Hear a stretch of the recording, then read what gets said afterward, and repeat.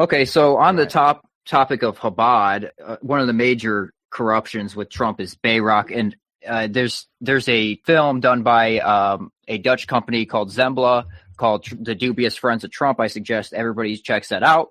This is the legitimate, very good, very well done, very well researched. This is the legitimate Russia route that the FBI is aware of, and they say no comment on it.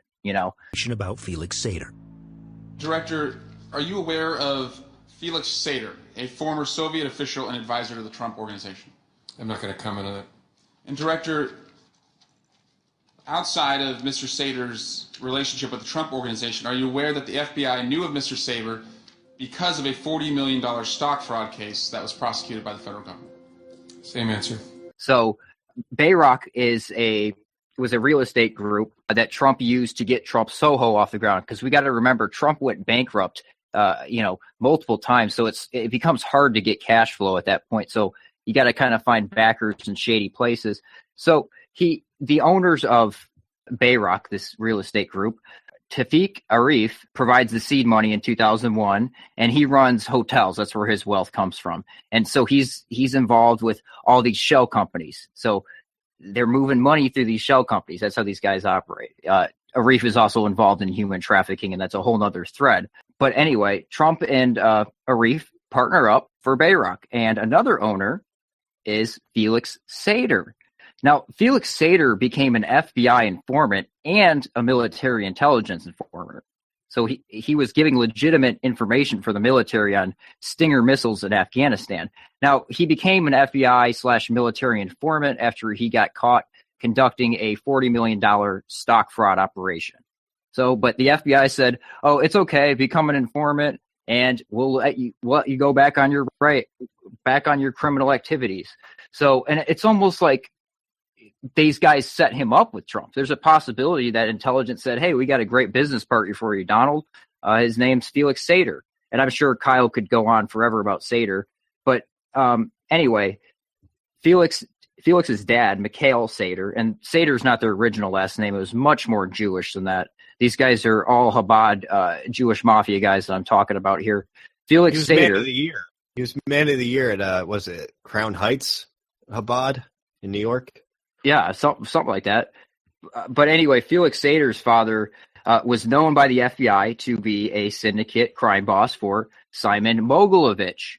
Now, Simeon Mogilovich was a notorious, very high-profile Ukrainian Jew Chabad mafia figure, one of the very high-profile guys. Mogilovich is a very high-profile, international organized crime figure. He's a man of a great deal of means, and we have every reason to believe that while he's based out of Russia at the moment, he could possibly be traveling under false identification, using aliases throughout the world. And he had at least 3 of his underlings living at Trump Tower. Now, Trump's earliest appearances in the Panama Papers, by the way, we would not know any of this stuff if it wasn't for the Panama Papers. Trump's earliest appearance in the Panama Papers shows obvious money laundering via Trump Tower using quick condo flips between the Trump Corporation and a woman from Hong Kong that has appeared in other leaked papers. So anyway, going back to Mogilovich is very good friends with Dmitry Firtash, another Ukrainian Chabad Jew mafia figure was very close with Mogilovich. And he's also connected to Vincent Checkenquiz. All right, the original Jew behind SCL that injected the cash, it was involved in the Orange Revolution and all that stuff. So Checkenquiz and Firtash are connected via shell companies in Libya. So this is how these Chabad, this is how these international Jewish criminals, this is how they move their money around, through shell companies. Okay, that's our only chance of really getting a paper trail here, is these shell companies that we got here. But anyway, so obviously SCL Group is connected to Trump in that way. And then Firtash is also great friends with Viktor Yanukovych, the former president of Ukraine. And he became the former president via the consulting and lobbying efforts of Victor's good friend, Paul Manafort. Okay? Right. So that connects back to Manafort and Stone. And then we see Rudy Giuliani setting up a Dutch intermediary for Viktor Krampenov, another Chabad type of figure here. And Victor stole hundreds of millions of dollars from Kazakhstan, the Kazakhstani government.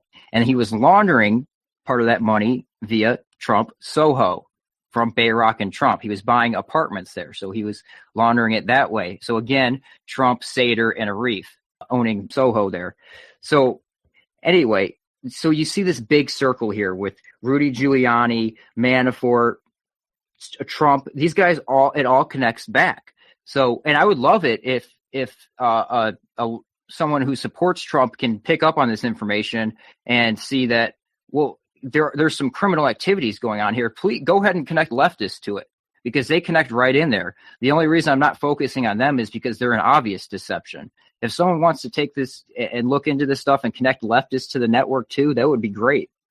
Well, people will criticize us, and they've been doing this for years, saying, well, why don't you talk about Hillary Clinton's crimes? I mean, some people have done that on the network over the years. Well, it's because Hillary Clinton wasn't going to be president.